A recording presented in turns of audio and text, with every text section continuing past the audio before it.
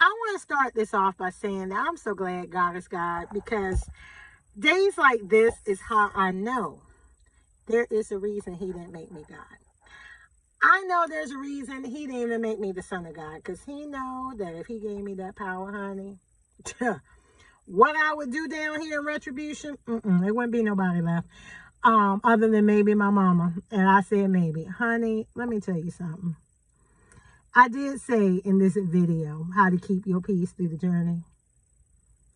Yeah. So see, in my previous video, I talked to you guys about how I have made some serious decisions regarding my invisible disability, my pain, my health, blase, blase. So I went to a client's business lunch today. So excited about her platform and her next. Just grateful for the things I get to do in this journey. The doctor had called while we were in our meeting. So I called after my meeting. And, it was towards the end of the day. So I'm calling and trying to check into whatever they're telling me about the pain management request I made. My orthopedic surgeon, who also treats me, after he did the emergency spinal fusion surgery in the height of COVID, which actually saved me from being permanently paralyzed. He also treats my knee and my knees and give me knee shots. So this person calls me back, and I call them back, and she's like, yeah, looking at the notes, Miss Brown, you can get cortisone shots every 3 months, and then we have other options. And I had to stop her because I'm just like, sweetie, I do get them every 3 months. My mind's going, honey, are you reading the chart? I'm a patient. I know that. I've been coming to you for years. Matter of fact, I've been going through this for a couple decades. So I've been through this game for years. Okay, I already know my options. That's why I'm calling about pain management, because all my options, prescription and not, are not working. So that is why I'm calling you for pain management. Pain management has nothing to do with the cortisone knee shots. I'm already seeing my surgeon for that in your practice. I'm calling specifically about the part of your practice that includes pain management. Now, of course, I didn't give her that attitude. That won't help me maintain my peace, and it sure as heck is not going to get the results I need. But then she had to put me on hold. She had to go back to her. She said, okay, apparently we got the wrong message. So this is the advice they were given. She said, but I talked to the person that gave that advice, and what she said is now understanding, the correction. She will talk to the doctors tomorrow when they're here. And this is the important message when it comes to pursuing your peace, especially with things that affect your normal life functions. But it really can be true of any situation in life. Focus on the moment at hand. It is so easy, and you see people do it all the time. They're going to go off on people. I don't understand. I'm your patient. First of all, why you on the phone telling me all this when you know that I already get knee shot? You can't read a chart, and you telling me my options. I didn't sign all of that. I didn't call you for that. I called you for the pain management. I am in pain. I can't blah, blah, blah, blah. First of all, that's not even her job. You're talking to the receptionist, and I'm not putting down her job, but I'm saying your job is to give her a message. Her job is to get a message.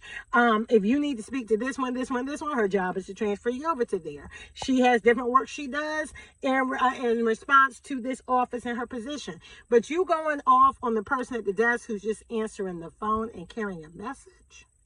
First of all, this isn't even the person I talked to 2 days ago. This ain't her fault, nor is it her problem. So what am I popping off on her for? And then number 2, I need help with pain management. Again, why am I popping off at her? I don't work at this office. So someone's going to take my message to do whatever their normal protocol and procedure is. Work with your person and work with the problem at hand. Now, if you want to address the fact that, we wasted 2 days going into 3, and I'm sitting up here in pain, and I don't think, this type of inefficiency in your office, baby, there's a time and place for that. It's not today on that phone.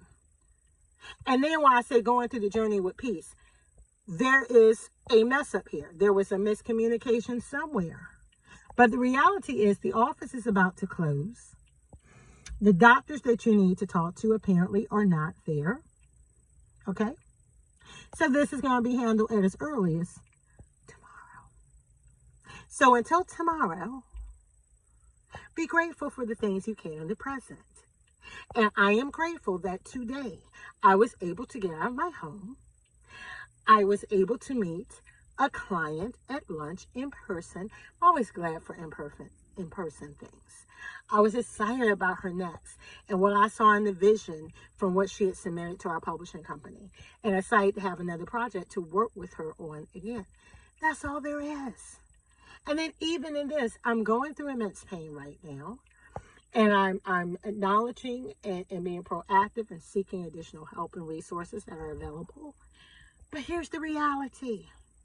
As horrible as it is to be in pain and be sick, as horrible as it is to have your mind ready to do something and your body just says no, to feel like a gazelle, but the body says, this part of me can't work like that. Your heart says you can run the race, but your legs and certain body parts are saying, we can't do the race with you. It's impossible. The reality is, this isn't life-threatening. And there are people all around me that I love so dearly that are facing life-threatening issues. No, I'm not minimizing mine, but I'm putting it in perspective. Because if it's an issue with mobility and pain, there are things out there that can help you. And you don't have to be sleeping. There are all type of tools that can help you walk. I talked about that in another video, a motorized scooter, motorized wheelchair. If we got to do that, we got to do that temporarily, whatever it is.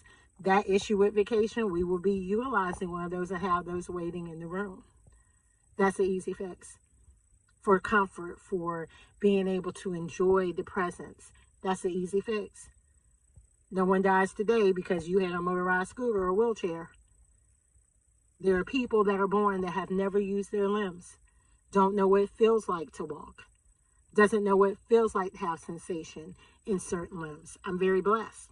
Even with the pain, I always look back. I had spinal cervical fusion surgery in the height of the pandemic. I was going to be permanently paralyzed. And they told me going in, we don't know how much we can salvage. For me, it was 100%. So I could be at the opposite where I feel zero pain now because I'm paralyzed. So that reminder, whenever I feel pain, I remember that you literally, not hypothetically, or here's, something I blew out there. No, that was my reality. I was going paralyzed. I could literally, and I've been suffering with this pain for at least 2 decades. What if they continue to misdiagnose at least that part of it? I could be permanently paralyzed now. So I'm grateful. I'm grateful I was able to get out of my house. I was grateful to meet that client. I'm grateful when I have clarity and I can work. Because there are people dealing with medical conditions where because of medication, because of how it affects their brain, they can't think clearly. They can't function. I can function. I just finished 2 trips within the span of a month. Is everything easy for me? No. But I use the tools and resources and I make it work. If I have to go slower, I go slower. If I have to rest more, I have to rest more. Pain patches, extra strength, Tylenol, Mobic, Meloxicam, whatever I need, I take it. And I work things my way. If I have to go slower, I go slower. If I can't do this, I can't do this.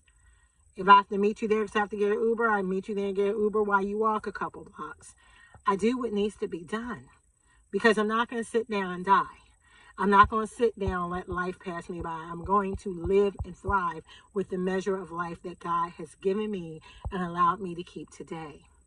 Because if you keep to yourself, if you keep in the house, although it might be comfortable pain-wise, it just leads to a dark, slippery slope. Depression, anxiety, sadness. You don't need that. You're worth more than that. So that's my message today. Go in peace, not pieces.